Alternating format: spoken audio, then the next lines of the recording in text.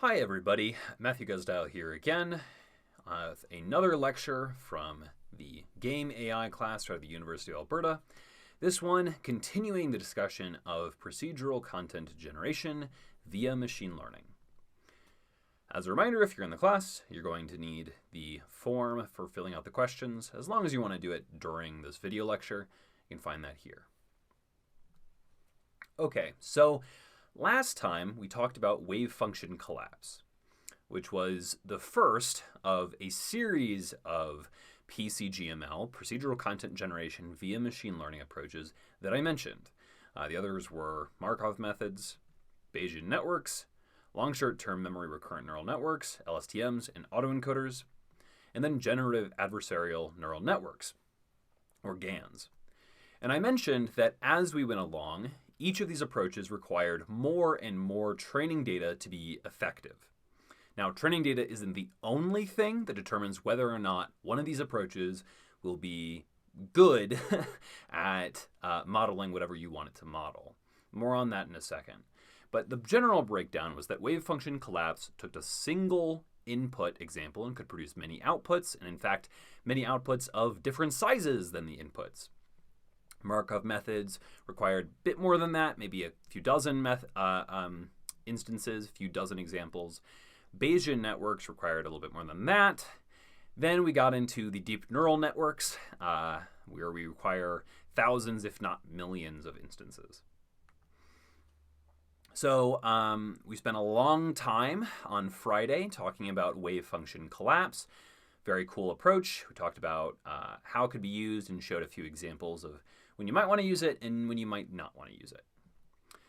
And I'm going to go ahead and start off our first question. So before we even get into them, I want to get your initial thoughts on why aren't any of those 2 through 5 techniques, so any of these techniques that I've listed right here, used in any AAA or indie games. All right? Give it some thought.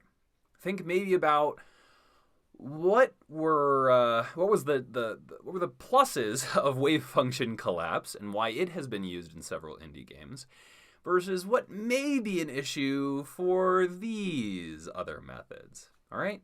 Take a couple minutes, give it some thought, write something down.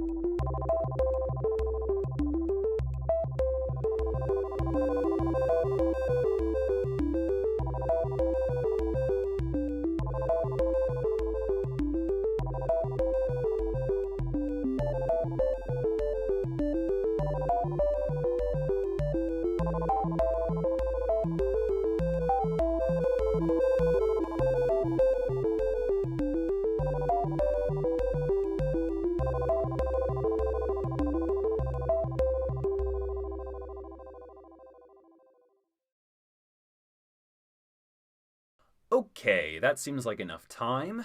So here are my answers. Now, these aren't the answers generally. Did the thing again. Voila. Okay, here are my answers. Now, again, these are my answers. They aren't necessarily your answers. In fact, let's just do this. my answers. So don't necessarily think you should just copy down these answers. So my answers, first off, are a lack of training data. So I mentioned this a little bit on Friday, but most video games, right, do not have all that many levels. Maybe at maximum, if we're really lucky, we've got 100 levels in a game, right? But most have far fewer than that. And for most of these methods that require, dozens, if not hundreds, if not thousands, if not millions of examples, we just don't have the data.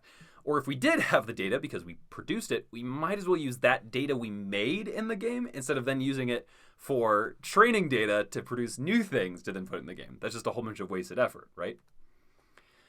Another big thing is lack of expertise and resources. So maybe you could imagine some of these things being used for certain things in certain games, but there's a lot of lack of an expertise. A variety of these approaches have only really gotten big or gotten a lot of uses in the last maybe 5 to 10 years. And so there just isn't the sort of infrastructure built up to give a sense of how you should use these things and win. For most games, we want high quality output, by which I mean in this case like a level or a song, a texture, a story, whatever, that feels handmade. Not like the average of some training data. And that's going to be, unfortunately, the case for all of these approaches, really. Variations on that average, but still more towards, the middle of whatever distribution we're giving it. And then, last but not least, training machine learning models like this, where it takes a fairly substantial amount of time to train and to tweak the model and the training process, doesn't really fit with the game development cycle. So what do I mean that? So most of the time when you're developing a game, you sort of develop something like some levels. Then as you're developing these levels, you're developing the mechanics. As you're developing changes in the mechanics might change the levels. So like say as we're working on the mechanics over here, we think, oh, actually we want to change how the jump works. Well, that's going to impact the level design for our level designs over here. If the jump is different, then some jumps will be possible that weren't before, and some jumps that were possible before won't be. And then we go back and forth and back and forth. So at no point do we just have a massive set of pre-existing levels that we could then train some machine learning model on. Or even if we did, if we said, okay, well, to very begin, the very first thing we're going to do is we're going to make a lot of examples of existing levels, and then we're going to train a machine learning model on it. Oh, okay, but then we're going to mess around with the mechanics, and we need to make some changes to the mechanics. Well, in that case, we should jump back over here. Well, we can't just reuse all those hand-authored examples of levels we just made to then train our machine learning approach with, and we can't use the machine learning model because the mechanics change. So we need to hand-author a whole bunch of more levels and then train a machine learning model, et cetera, et cetera. So massive increase in time. There's no reason at all why you would ever want to do something like that. So for the remaining 2 through 5 examples that I'm going to be talking about today, we're going to be using the example of Super Mario Brothers. Super Mario Brothers has been referred to as PCGML's MNIST. MNIST, if you don't know, is a common sort of hand-drawn digit data set, which is used for like image example and image parsing. So it's used by a lot of the computer vision folks. So Super Mario Brothers is used in much the same way, where a new PCGML approach is tested out on Super Mario Brothers. Now you might think, okay, well, hold on, Matthew. You just told me all of these things. Why on earth would you even bother working with PCGML if you couldn't immediately put it into a game? Well, dear listener, all of these approaches I'm about to show you are all research examples. So these are examples of game AI researchers. That's right. You can be a doctor of game AI like myself, where the idea is to explore the possibility of different machine learning models as they could apply to PCG. Because if we can solve some of these problems, then we have this massive potential here, right? Where instead of the sort of slowdown you might expect with PCG of having to do a lot of authoring, right, of whether that's, chunks of things in constructed PCG, constraints, or heuristics, and etc. Instead, we could just learn from existing stuff and then maybe transfer it to some new game and then build things a lot faster. So that's why people are researching this. But it's also why it really hasn't shown up in a AAA or an indie game yet. Okay, so the very first thing we're going to talk about are Markov methods. Specifically, we're going to talk about Markov chains. We can think of these as really simple probabilistic graphical models. Now, what do I mean by that? What I mean basically is that we're going to have nodes, and we're going to have edges, and on our edges, we are going to have probabilities. So let's take a look here. We have a little example Markov chain over here on our right. So if we look at sleep, we can see that we have a 0.2, a 20% chance of staying asleep. Now, after that, we have a 60% chance of, well, not after that, in fact, we have a 60% chance, a 0.6 weight, to instead go from sleep to run, to go from sleeping to running, and then a 0.2 chance, or 20% chance, of instead going from sleep to ice cream.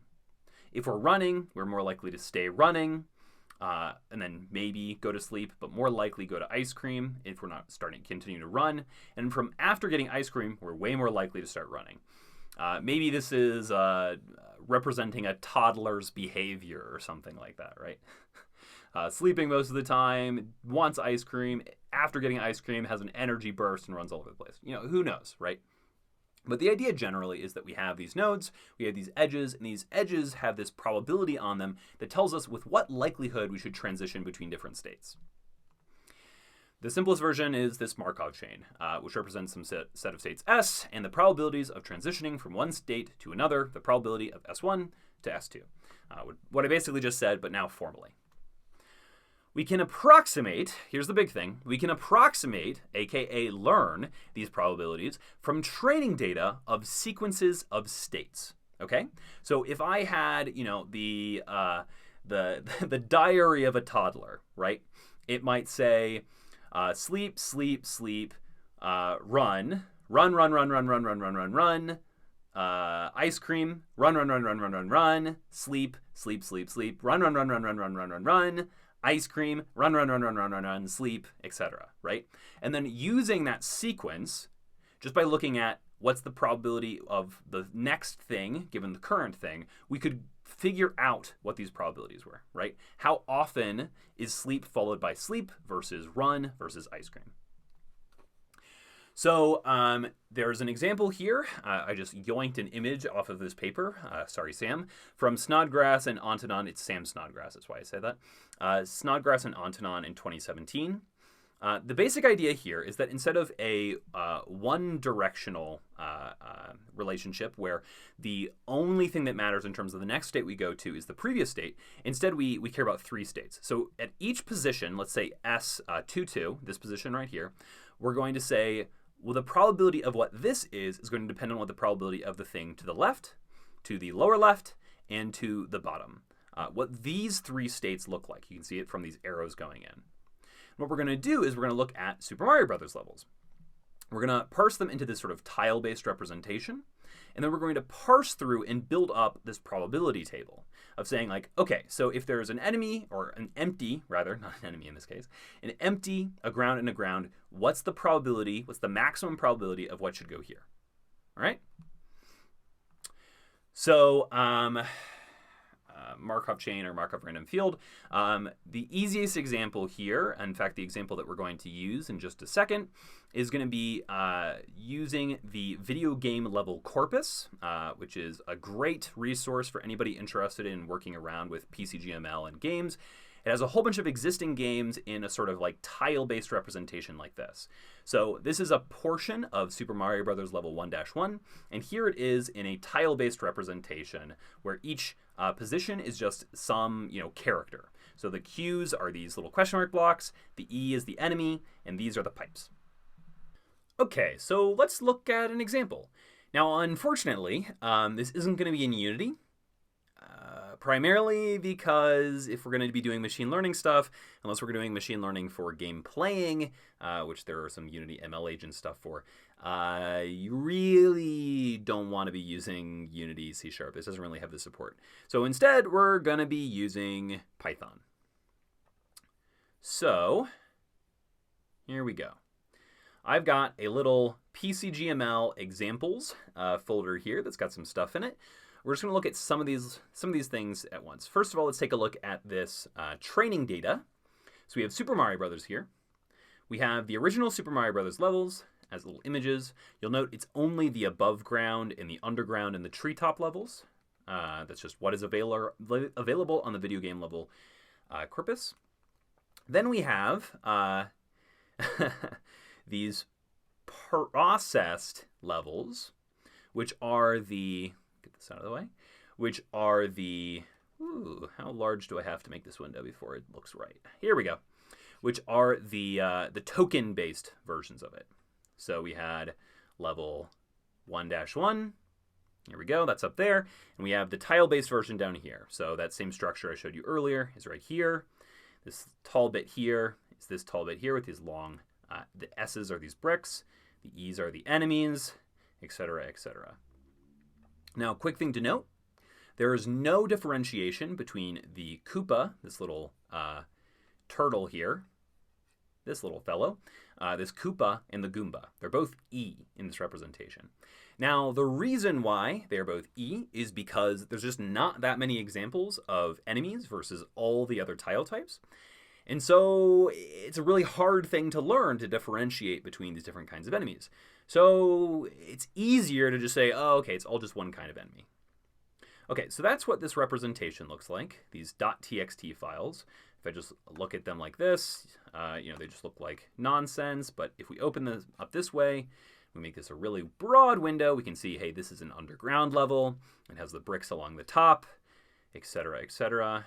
That specifically is this level. Again, bricks along the top, right? So this might be a little bit tricky for you to see and sort of understand what's going on. Don't worry. I'm going to be visualizing the output, so it's a little bit more clear than that. So then we have this train.py script. Let's take a look at what this does. Well, it's going to load in our Super Mario Brothers levels. Let's just do this way and up this size. Then we're going to load in, we also have our Super Mario Brothers 2 levels, or Super Mario Brothers Lost levels, which look like this, very similar. Then we are going to extract our Markov random field counts from each level. So what we're literally going to do is we're going to count up, we're going to make a dictionary of the positions at each tile in terms of that position to the left, to left and down, and then just below, right? So this is the exact same thing that I just showed you in this slide. We're going to build up a dictionary which looks at these 3 positions and then queries on what the next position is. And we're just going to count up how many times we see all the different things we could see given these 3 sort of things making up the key, right? So if there was, say, enemy, ground, that would be 1 key, right? So we would count up, or not enemy, sorry, this is empty. This is confusing because it's 2 different tile types. Sorry about that. Let's actually take a look at, here we go. Throw this on here. Make this broad enough. So what we're going to do is we're going to parse through. Here we go. So like this position, and this position would be a key, right? So empty, ground. So we'd count up every single time we saw anything that had empty, ground, and it's sort of like bottom left corner. So we would get a lot of counts of just empty. So 1, 2, 3, 4, 5, 6, 7, 8, 9, 10, 11, 12, 13, 14, 15, 16, 17, 18, 19, 20, 21, 22, 23, 24, and 25, right? 25 counts of all of it being empty, and then some more, 26, 27, 28, 29. I didn't count here because obviously this isn't the same bottom left corner. This is like a little pipe thing. But finally we'd see this position right here, this enemy, which has the same bottom left little corner as this whole, all these positions here. But it is an enemy versus an empty, this little like dash token representing just empty space. So we'd have basically something like a 30-to-1 odds, just parsing so far, of when we saw 2 grounds and then a empty above them, of putting an empty next to it. But again, there's a 1 in 30 chance that instead we put an enemy. So that's sort of what we're building up. We're building up that dictionary, and then we're just going to go ahead and save it to a .pickle file, which is basically a way of saving some information in Python. So let's go ahead and run that code. Python 3, train. Okay, so I just parsed every single one of those levels. You can see that here. So now we have this big dictionary of lots and lots of information. We can't just read it straight up, unfortunately. It's just saved as Python information, and it's a Python dictionary. So now let's take a look at this generate script. So what this is going to do is it is going to, for a 100 by 14 level, it is going to randomly pick, first of all, it's going to figure out, like, okay, what's this key? This same, like, bottom left key, this west position, southwest position, and south position is just the way that I talked about it here. Find all those things. That's going to be our key. If our key exists in our dictionary, then we're going to randomly sample, pick basically one of the things that we saw already based on how often we saw that thing, one of those tiles, and we're going to plop it down into the level in this position, right? This sort of top right of this little corner of this little 2x2. And just add it there. And if we haven't seen something, we're just going to make it empty, right? Okay, so then we're going to save it out. So let's go ahead and run the script once. Okay, so I've now gone ahead and I've generated an output level. Let's take a look at it.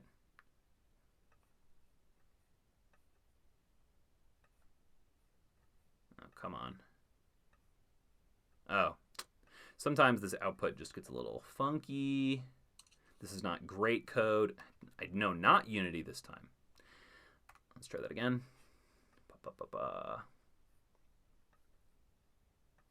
There we go.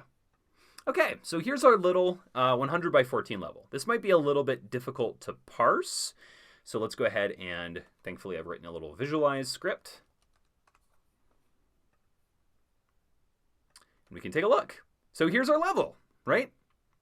So obviously this isn't maybe super ideal, right?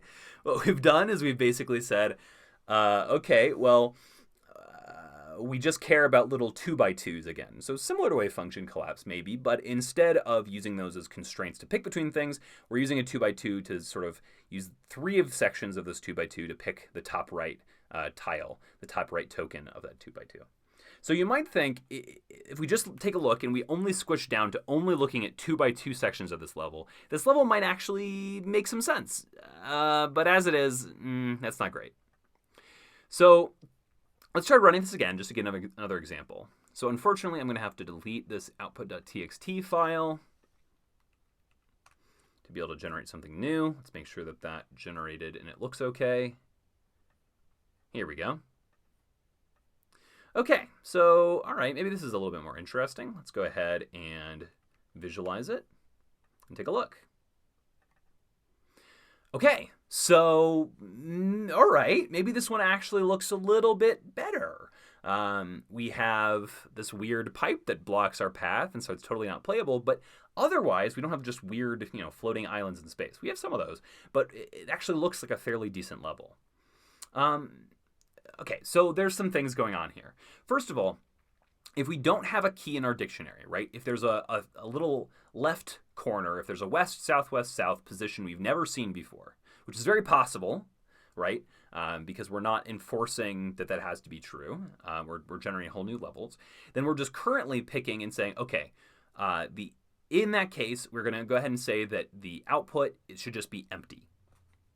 So, all right, maybe that's not a good decision to make. Maybe instead what we should be saying is that if we don't know what should go there, instead we should put a solid block. Now, this could either be a ground or one of those little stair pieces.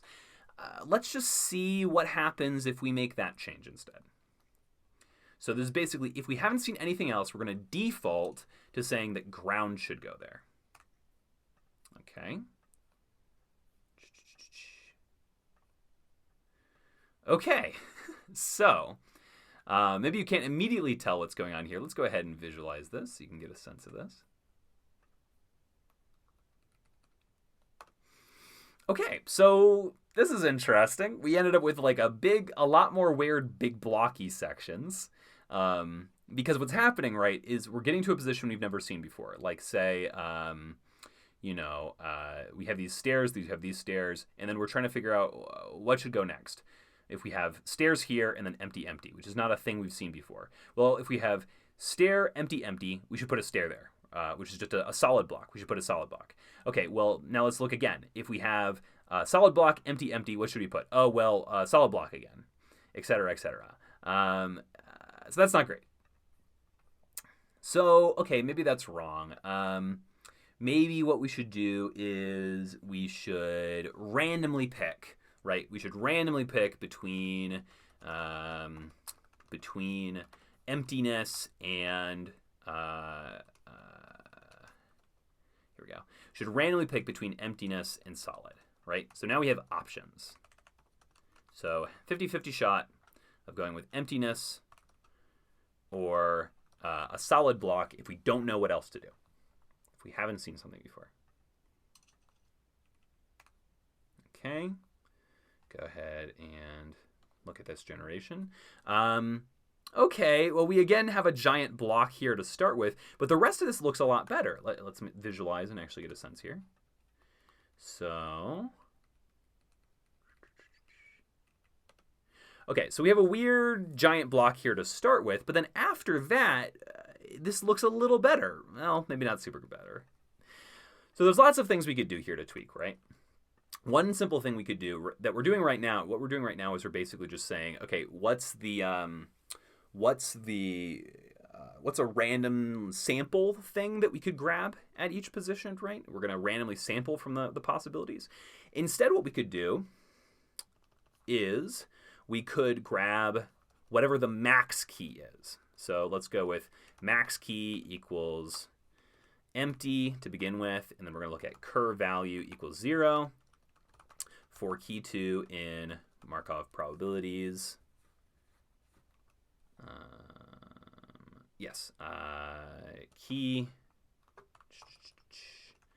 if Markov probabilities key 2. So if the value, the probability at this position is better than the current value, go ahead and set our current value to this. We're just finding the max.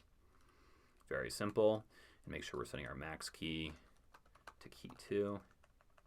And then we're going to go ahead and just add to our current level whatever our max key ended up being. Okay, so in this case, instead of randomly picking, we are always going to pick the thing at that position which is the most likely. Okay, so let's make sure this looks okay. All right, so there we go, a maximum probable level. Well, that's not great, right? Okay, so maybe that's a fluke. Maybe it's a fluke that the most probable level is just an empty level with nothing in it. Let's try generating again. Okay. Oh no. Okay. It's not just a fluke. It is just going to be an empty level every single time because that's the most probable one. I did mention before that the most likely, the average thing that a lot of these machine learning approaches are going to give you is not necessarily going to be great. Okay, so all right, maximum isn't great. All right. Okay. Maybe we can do something where instead of changing the generation, right, maybe we do something where we want to change the training, okay? Maybe we want to bias the training to more towards the more likely things, so more towards the things that we've seen mostly. Okay. So we could do that. So in that case, maybe what we want to do is we want to do something where right now we're just normalizing. So we take the total sum, and then we're just going to divide our total sum by each position to be able to figure out these Markov probabilities.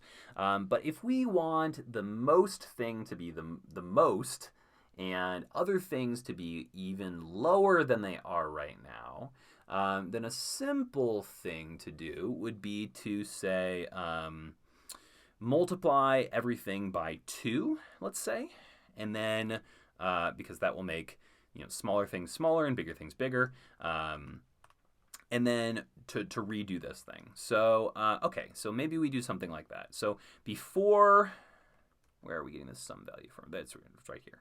So before we even do this, or we're figuring out the maximum things for normalization, maybe what we do is just we go through every single count thing and we just multiply the Markov count at that position by itself, okay?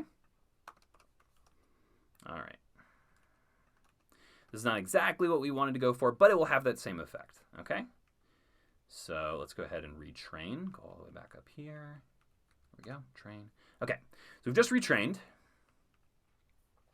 Now let's make sure that I've deleted the generated level. Nope, gotta delete you.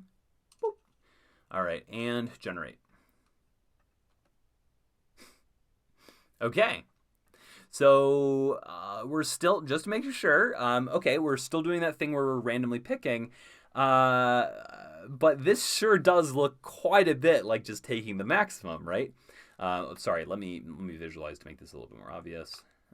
Not everybody is used to looking at characters like that. Okay, all right, so it's basically the same thing as if we were just taking the maximum. Now, you know, this could just be a fluke. It is random chance. Let's give it another shot.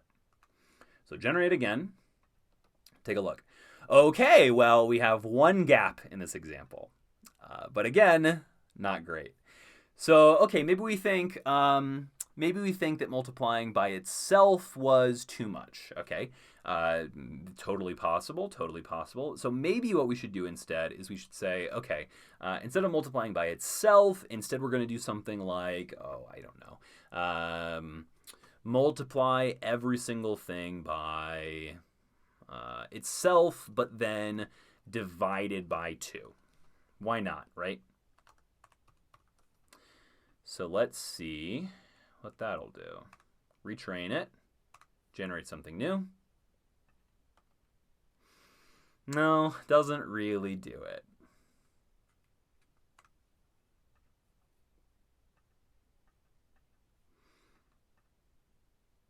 Oops.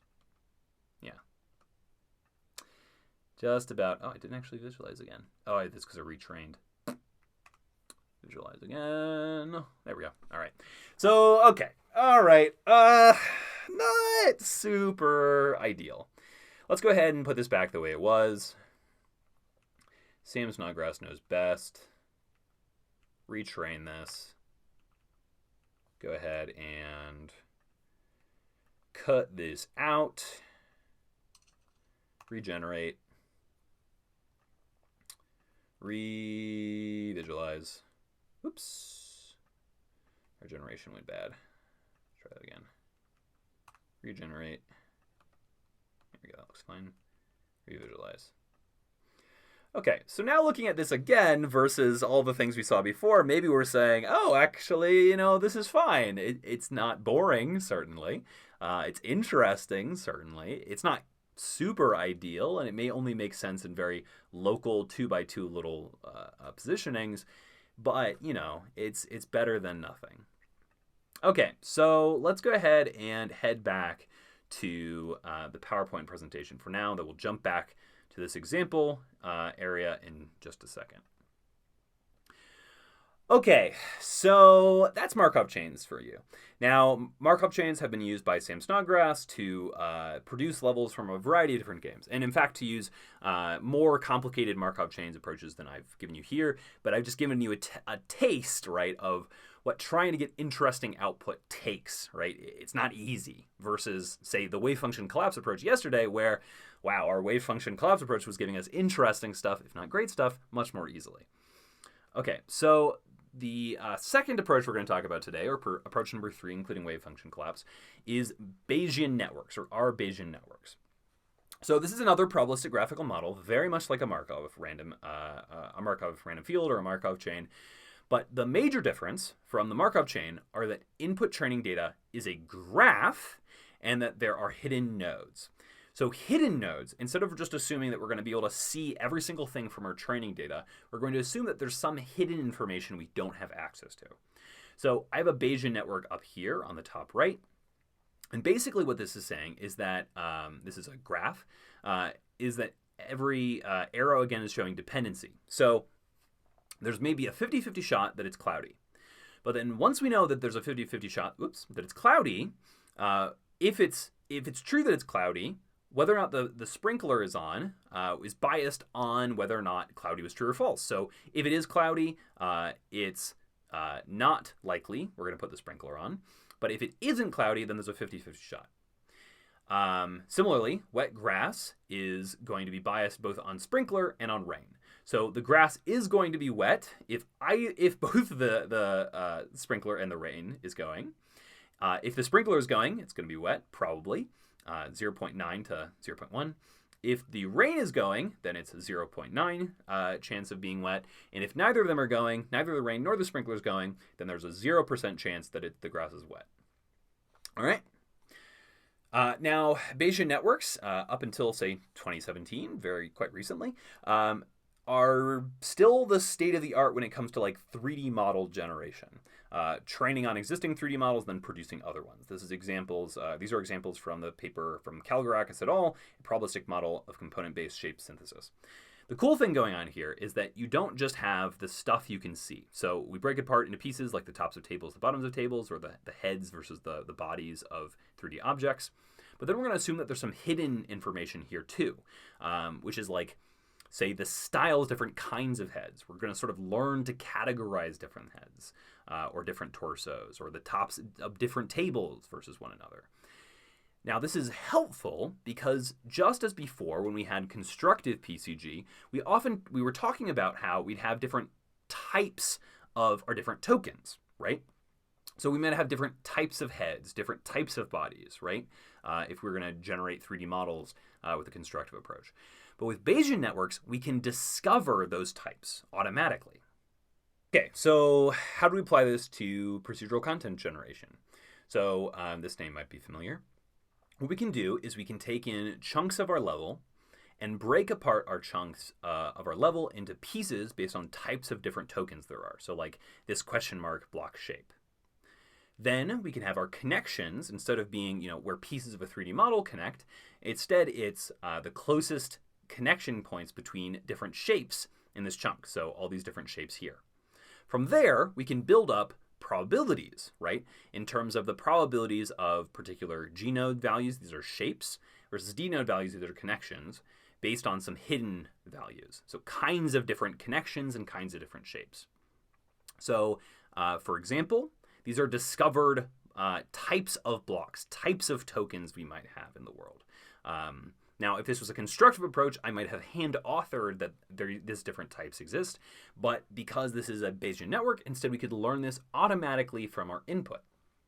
So in this case, there's one type of block, block 1, which tends to occur on the left side of the screen and tends to be tall. And then block 2, which tends to occur on the top of the screen and tends to be broad. Now I'm saying screen here because the training data was actually gameplay video. This is before we had a lot of pre-parse Super Mario Brothers levels, and with gameplay video, you actually get a little bit more information. But that's neither here nor there. What we're basically doing is we're building up a probability distribution again. So similar with the Markov chains, the Markov random fields.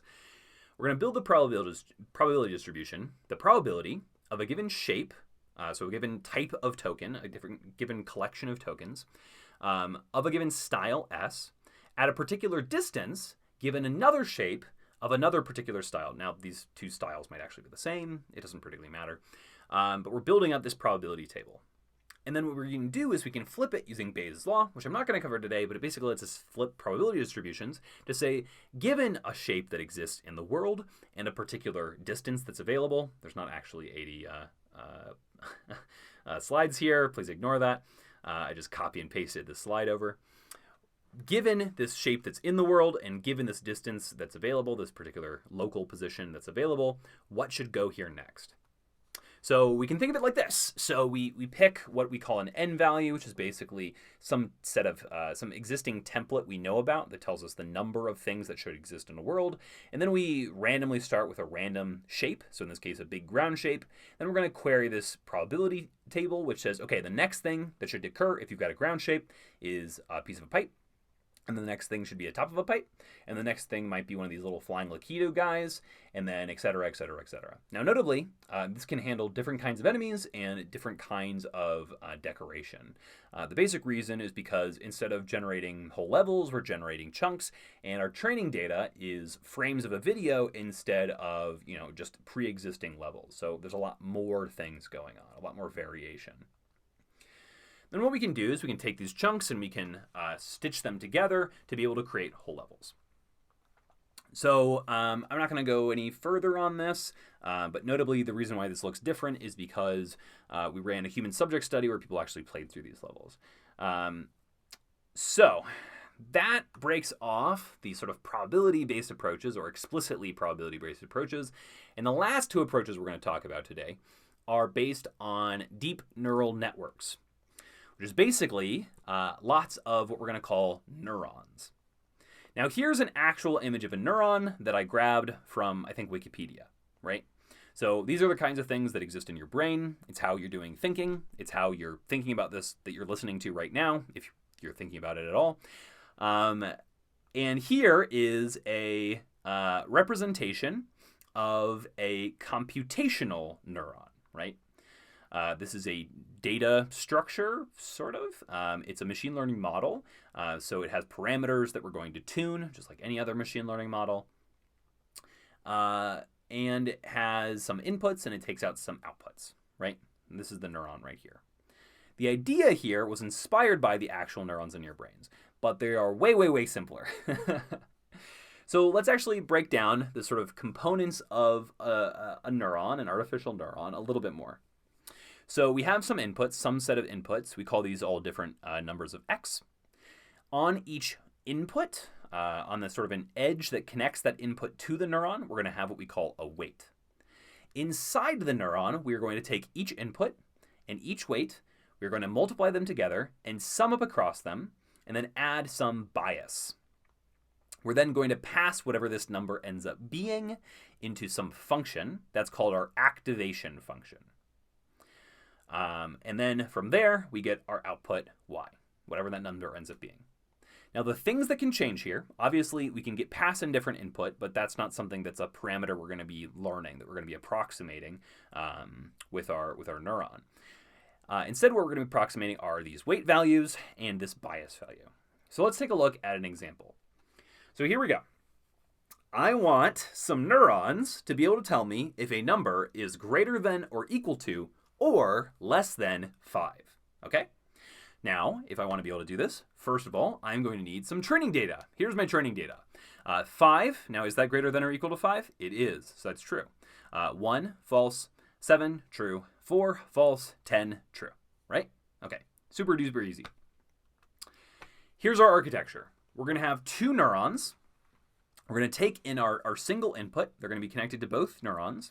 Then both neurons are going to be connected to an argmax function, which basically is going to say that if this first neuron has a higher output value, predict true, and then otherwise predict false. Okay? So basically, we have this architecture. And again, there are 4 parameters given that we have 2 neurons. Each neuron has a weight and a bias. And each of these need to be randomly instantiated. Here's some completely random numbers. Don't think too hard about these numbers that I happen to pick at completely random, not certainly for an example purpose, for these things to initially be. Now, obviously, I'm suggesting I did pick these for an example purpose. In actual training of actual artificial neurons, you don't get to know ahead of time what the correct values are, or not the correct values in this case. And so you just tend to pick from some distribution, right? So you might say, we're going to set everything to 1 at first, or everything to 0 at first, or pick from some distribution like, like a noise distribution, similar as before. Okay, so the very first step that we do in our very first training of these 2 neurons, of our tiny little neural network, is to predict what these current neurons would say the answers are.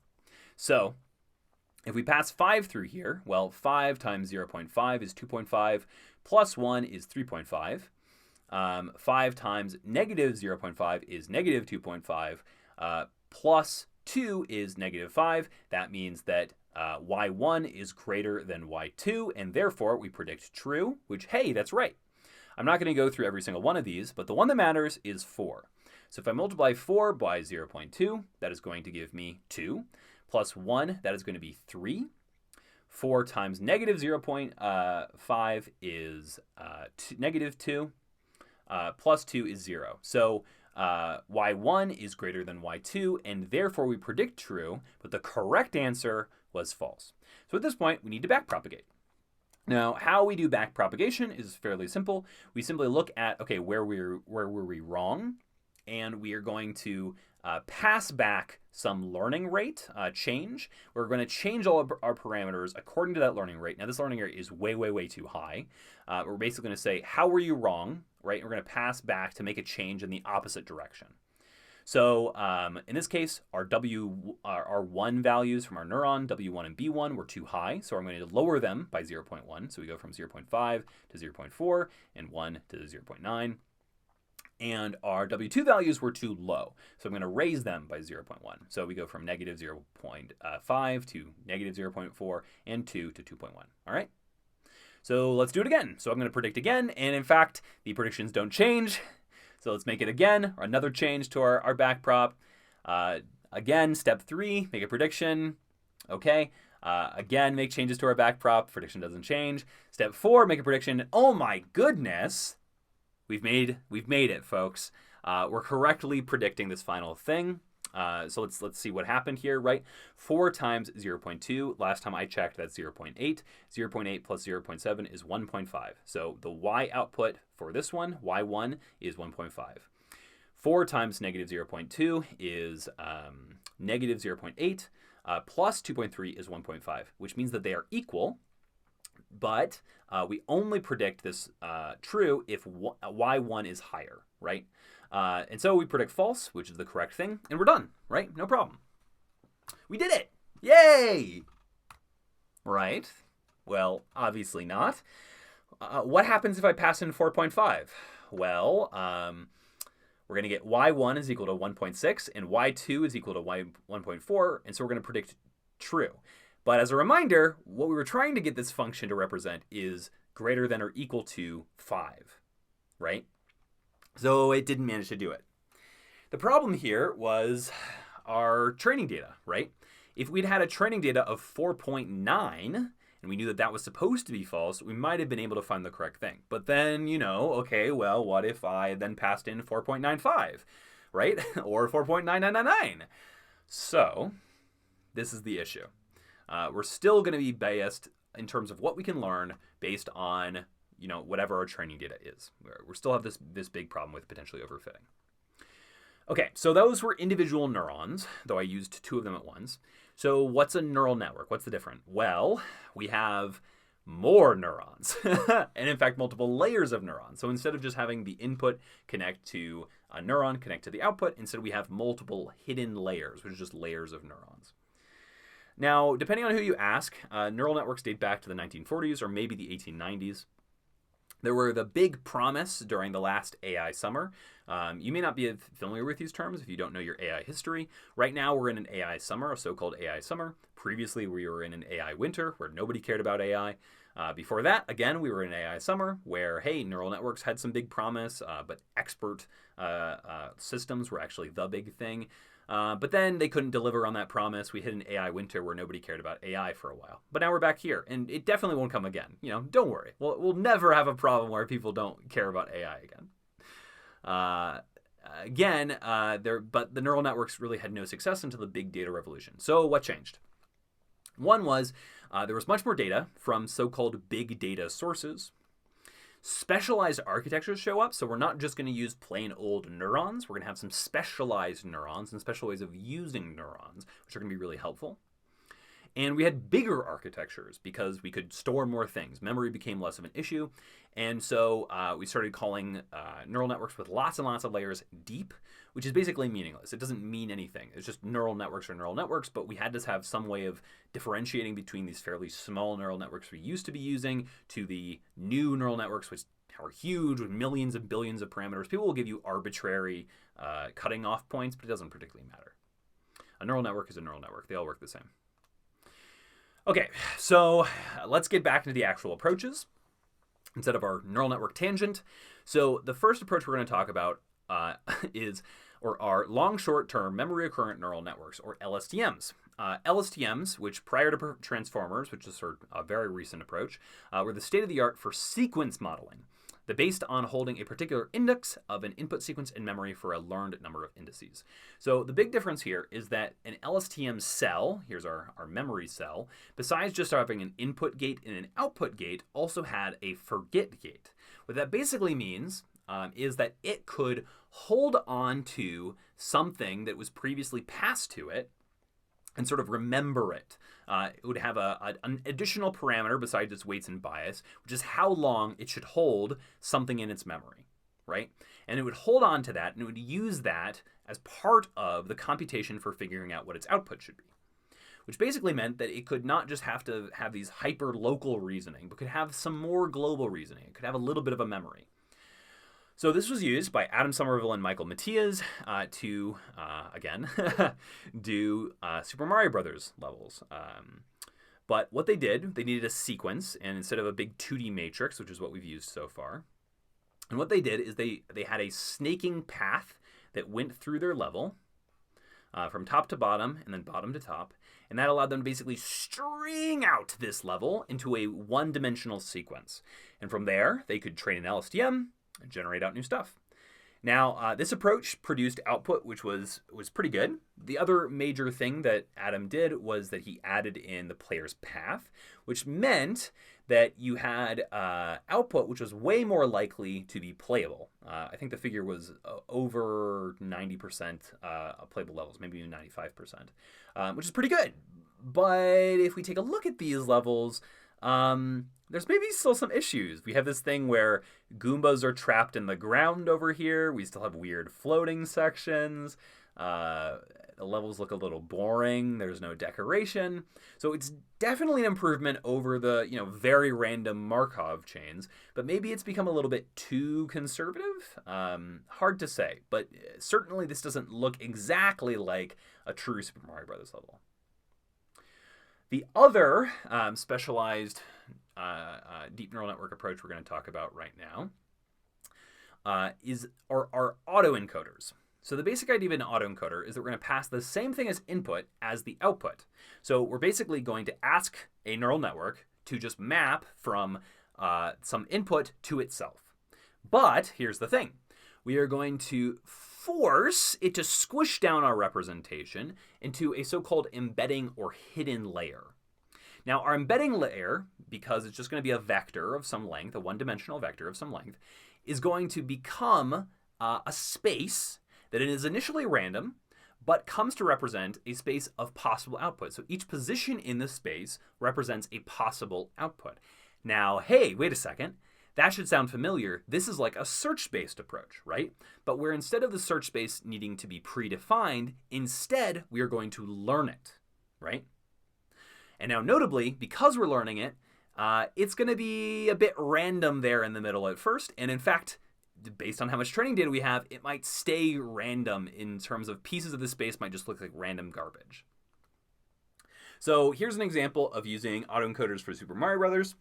This is some work out of Julian Togilius's lab out of NYU. And now notably, the size thing here is saying how many neurons did the sort of that embedding layer have. So was it just a single neuron, and then basically only can tell the differences like, hey, is it ground or not? This might look very familiar. It looks like that max probability Markov chain a second ago.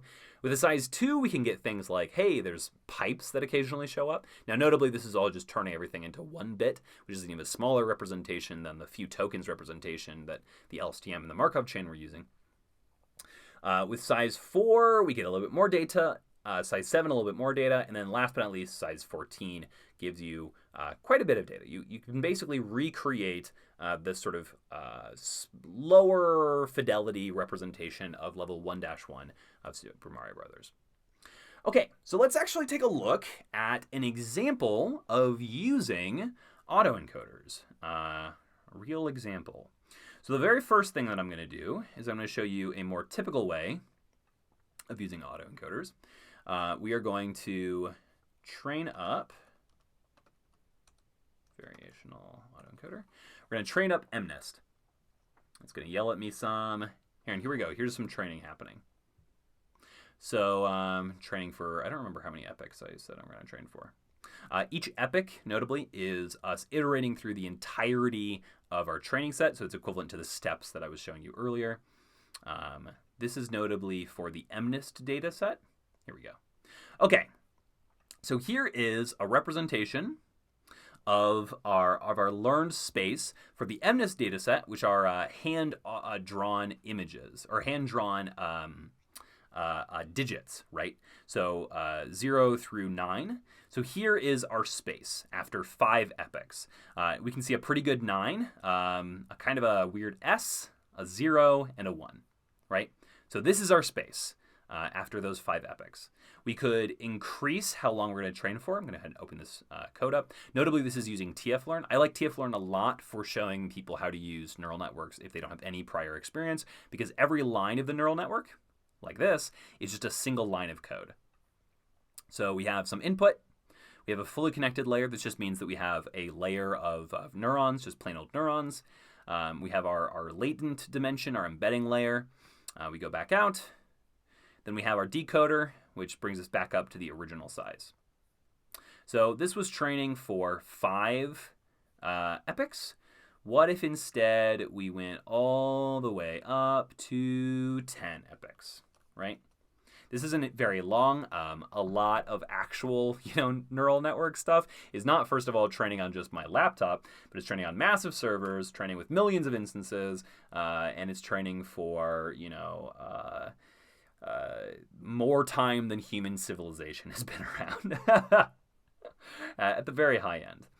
You'll notice that these numbers are going down. That total loss is basically the difference between our predictions versus the actual true values in our training data. So as that's going down, we can see that we're getting better. This model is getting better. Now, notably, that's the loss compared for our training data. That doesn't necessarily mean that we're not overfitting on our training data, even if this keeps going down.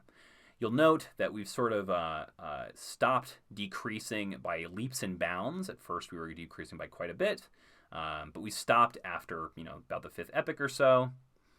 And here we go. So maybe things look a little bit clearer now. So we have sort of ones space, a space of 1s, a space of 9s, a space of 3s over here, a space of 0s, a space of 7s, etc. So we can get a better sense of, hey, this space seems to have done a better job of reflecting the actual underlying hand-authored digits. Okay, so that's all very well and good, but this is a class on games. So let's take a look at a game example. So thankfully, like all the good chefs, I have some code pre-prepared. Here's the Mario example. So what we're going to do is we're going to very similarly load in our Super Mario Brothers levels and Super Mario Brothers 2 levels.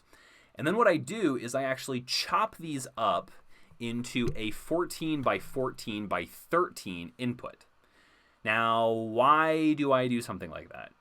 Well, it's because the size of the MNIST dataset, just an example, was only, here we go, 28 by 28 pixels. So it's very, very small. Now, compared to this, and that's not a 28, it's a 14 by 14. It's not just a, is the pixel on or not? It's not just grayscale. We have 13 possible tokens. These possible tokens, ground, solid, empty, etc., that could be at every position. So this is a way bigger space, right? So I'm only taking little chunks of the levels instead of the whole levels. Okay, so then after that, this is almost all the same, but there's a couple changes. One thing is that I've dropped our learning rate by half, and I'm only training for 4 instead of 5 epochs. I'll show you why in just a second, but let's first go ahead and train this up. So let's go over here. Oh, that's already in this right thing, right? So we'll just train our Mario variational autoencoder. Okay, it's going to load it up and start the training. Now you'll note a few things. These loss values are way higher, right? By an order of magnitude higher. few other things here. We went a lot faster through those 4 epochs than we went through the 5 epochs for MNIST. The reason is we have way fewer training instances. So over for MNIST up here, we can see it had 55,000 training instances. For this, even though I've just sliced things up into worrying about 14 by 14s, we only have 6,000 training instances, so way fewer. And we're only going to be generating out these 14 by 14s. So what I've done right now is that I'm just outputting things in terms of this like character visualization. I'm sorry that I can't just produce images, but it's a little bit too much for what we're going to be doing here. So we can take a look here, and these might look okay. This one's a little bit weird. We have pieces of pipe just floating in space, and then an enemy. All kinds of stuff. It looks like some repeats. So the big problem here is that we got into this not a number problem, which basically means we had a weight explosion. Our weights were changing too fast, and we basically had a weight collapse. We couldn't learn anything, really. So let's drop our number of epochs to 3. Go ahead and retrain this. So by not going as far, hopefully we won't have that problem again. Okay, well, didn't go to not a number, but you'll note this looks like random garbage. Now, what I told you earlier, right? The space that we're learning, we can again think of it like a search-based PCG approach space. The space we're learning is initially random, and then we're going to sort of slowly turn it into something that looks more like the original Mario levels via these like very small changes, right? Via these changes like we were from the Neuron example. So this example here looks a little better, right? We got some solid blocks floating in space. Now we have a part of a pipe floating up here. So we can see that pieces of this space were looking a little bit better. But overall, this just wasn't enough training. We weren't able to get past this like random space. Okay, so maybe we do 4 epochs, but maybe what we should do is we should drop our learning rate even further, okay? So we can't make as big of changes, right? It takes us longer to make changes. You'll note that our learning rate is already very, very low. But let's go ahead and do that again. And let's just see what happens, right? So we're going to try 4 epochs, but we're going to try with a lower learning rate. Okay, so 1 epoch, 2 epoch, 3 epoch, and 4 epoch. Okay, so we didn't get a not of the number, but a lot of this is still a random space. Now I'm just querying 10 random positions. But the bits that aren't a random space, this looks a little bit better. We've got some floating blocks and then just some ground beneath it. That looks all right. In this case, we have a floating enemy and a coin instead. Okay, well, another thing that we could potentially do is we could change this batch size. So unlike in the example that I showed you earlier, we don't just train a neuron generally 1 unit at a time, right? We don't train it with a single piece of data at a time. Instead, we can think about what we're doing is we're passing in multiple pieces of training data at a time. And then instead of just looking at 1 example at a time to figure out what changes we should make via our learning rate to all of our different values, instead we're looking at all of these changes, and we're looking at sort of the changes we can make in aggregate, which means that hopefully we're not being pushed by any one position too far. So what if I tried doubling the size of this? So we're looking at 512 training instances, 512 chunks, 14 by 14 chunks of Super Mario Brothers at every single iteration. So let's go ahead and just change none of these other numbers, though I'm actually going to up our learning rate back to 005 rather. So let's go ahead and retrain this, see what happens.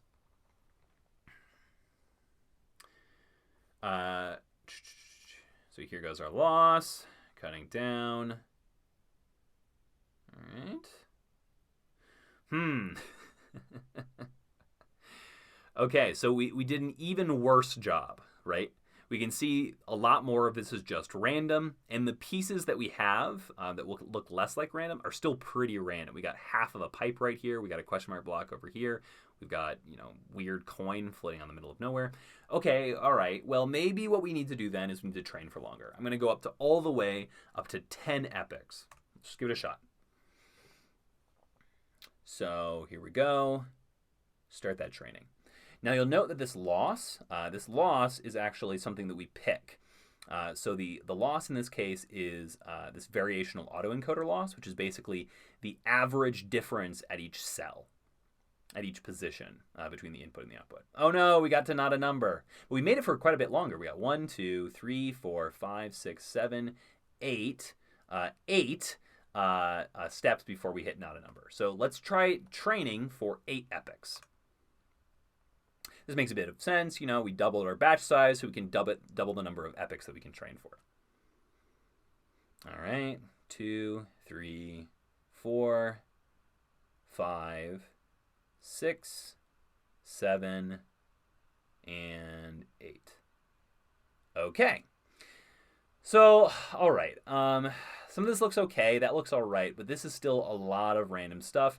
There's a lot of random stuff, and then just sort of this, again, this repeated theme of a big empty space with mostly ground in it. That's sort of the default, if we can think of it like that, the default easiest thing that these models can replicate, which is why each one of them seems to be leaning that way. Okay, well, that's not great. Maybe the best thing really was this 256 and 4 epochs. Go ahead and retrain that one more time and just take a look.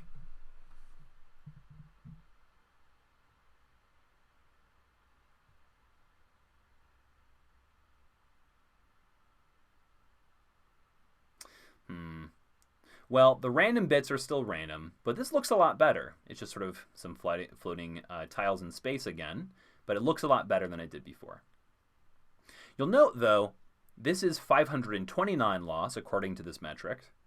And this up here, which was a lot of emptiness and then some sort of garbage, was 525 loss. So 525 versus 529. So these are very similar losses, but very different qualitative output chunks, right? So this is, again, it's like a metric. It's like a heuristic, like a fitness function for a search space. It's not necessarily going to tell you, hey, is this actually better or not? You really have to rely on, visual inspection for things like this. Okay, well, we're maybe not producing the best possible things we could. Let's go ahead and make one other change, and then we'll jump back. So one thing we could potentially do is right now we have a single input fully connected layer, a hidden layer, and then we go immediately into our hidden embedding layer. And notably, our hidden dimension for our neural network, our single layer for our encoder and our decoder is 512, which might seem like a lot of neurons, and to be fair, that is. But it's still pretty small. So what if we jumped it up to 1024? Let's just say, this is an example. So we're making our model a lot bigger, our initial architecture a lot bigger. We're basically doubling the number of parameters that we're tuning. Okay, so let's take a look at what it does. I didn't change anything else. Okay, so epoch 1 looks the same so far. Epoch 2, same so far. Epoch 3, same so far. Epoch 4, same so far. Oh, well, we hit not a number a lot faster. And again, we have this case of, well, everything looks the same because we hit that not a number. Let's try training for just 3? Not really worth it. So the problem here, we might think, okay, well, the bigger the model, the better, right? Not so much. It's basically easier to just try to replicate existing stuff that's already in our training data, the bigger the model is, right? We can just clone whatever's in our training data, no problem. So maybe what we want to do to try to force more generality, especially given how varied the Super Mario Brothers level chunks are, is actually halve the available hidden dimensions. So instead of doubling, we're going to halve. Do the exact same thing, train it just the same way, see what happens. Well, it's going to train a lot faster because it's a much smaller model. That's one thing. So, hey, that's good. We have less time to wait. And this looks... Wait, now hold on. This looks about the same as when we had twice the available output. Maybe it even looks a little bit better. Why would that be? I just halved the available output. Maybe that was a fluke. Okay, all right, maybe that was a fluke. Let's try upping the epochs by 1. So I'm going to go from 4 epochs to 5 epochs, 5 training epochs. 5 times we iterate through the training data. which is just a stopping condition, right? How many times we're going to iterate through the training data instead of just waiting until we converge. So 1, 2, 3, 4, 5. Oh, well, we hit not a number, and we get our big empties again. Okay, let's go back to 4. Make sure we don't have weight collapse. Give this a shot. Okay, well, all right. So these look about the same, right? Even though we halved it. Maybe even they look a little better, a little bit more like real Super Mario Brothers levels. We have maybe like that underground level, right, with the blocks on top, and like some blocks you could jump on and some gaps that look pretty reasonable. Now, why would that be? Well, if we have the size of the model, we're going to force it to have to be more general, right? It can't try to focus in on particular things about our training data and just try to replicate them directly. It has to be more general. This is very similar to the idea behind representing all enemies as just an E token, right? We decreased the possible variance, the possible variability, and therefore we made it an easier task to try to learn. Now, okay, easier, harder is harder to judge for something like this where it's a purely qualitative thing, right? We can only subjectively say if a level is good or not, but it's something. Okay, let's go ahead and jump back into our slides.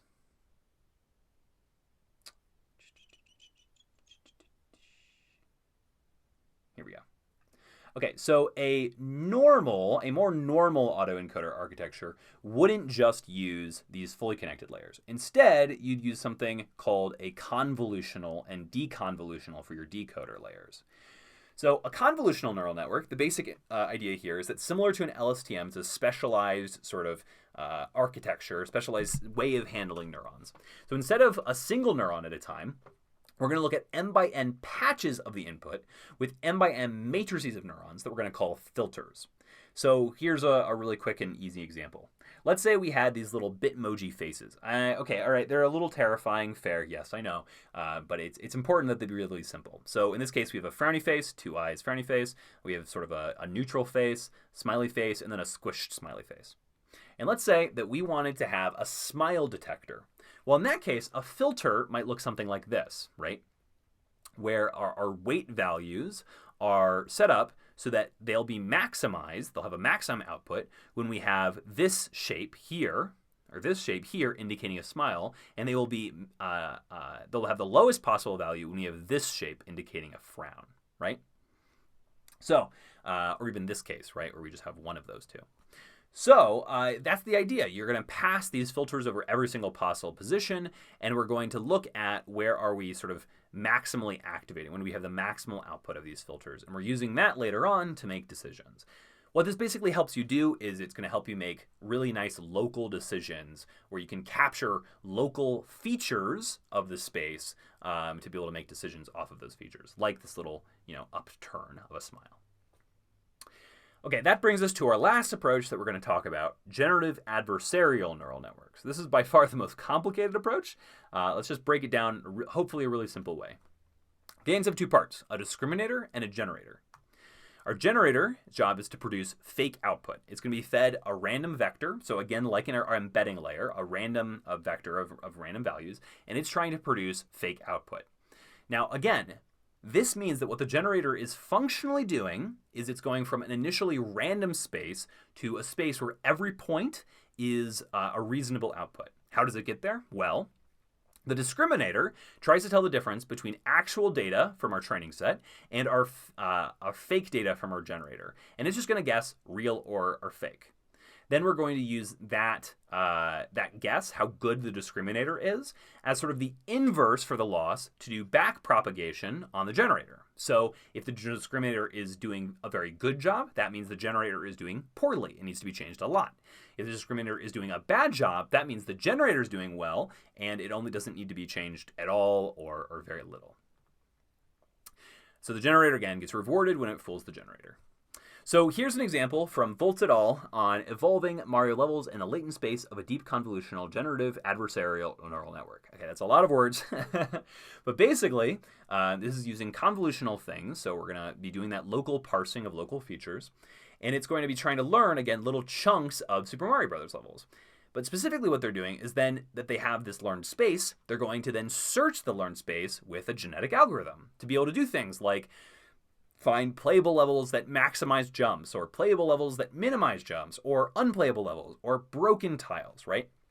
They can come up with some heuristic based on the learned space that this generator has learned, and we can use that to try to find the best possible things. We could have done the same thing with our autoencoder a second ago, right? I could have said, okay, let's actually look through our entirety of our output and try to find the thing that, best matches some heuristic using some evolutionary search or some other search-based method. But I didn't do that. We just were randomly querying the space. That might have been better, but again, then we'd have to come up with a heuristic, and we talked about all the issues of trying to come up with a heuristic to think about quality in video game content. And that brings us to our second question. What I want you to do is pick one of the approaches introduced today. And I want you to think about if you can think of a situation where you would use it over some other PCG approach we discussed previously. Take a couple minutes, write something down, we'll move on.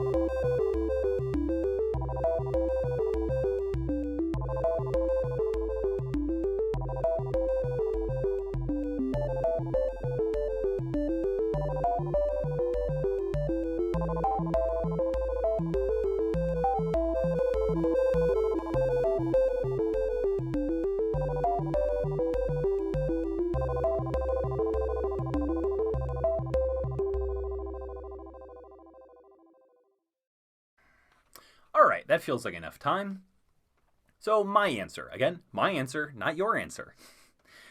Well, if we didn't have harsh criteria about the output, like it having to be playable, and it was okay if the output looked like the average input or like the simplest version of the input, and where we had a massive amount of available data, then we could maybe do this. So maybe we could take like a random level button in Super Mario Maker 2, right? Which is this video game by Nintendo where people make their own levels. So we have lots and lots of available levels. It's fine if a random level isn't playable or doesn't look particularly good. It's just a random base, right? That somebody could mess around with and design from there. Yeah, maybe that could work. But even then, right, you'd have to run this like massive server that people could query with this model, and this stuff wouldn't be particularly good. You might be better suited, instead of using like a deep neural network technique, just use like a Markov thing. At least it's going to be interesting. Lots and lots of caveats here, right? Last thing that I want to talk about was deep neural networks hype versus reality. Now, this is not a class on deep neural networks. I'm not going to go into like deep on any of these, exactly how they work or anything like that. But hopefully I've given you an intuition here today, especially in how they just, can't work sometimes.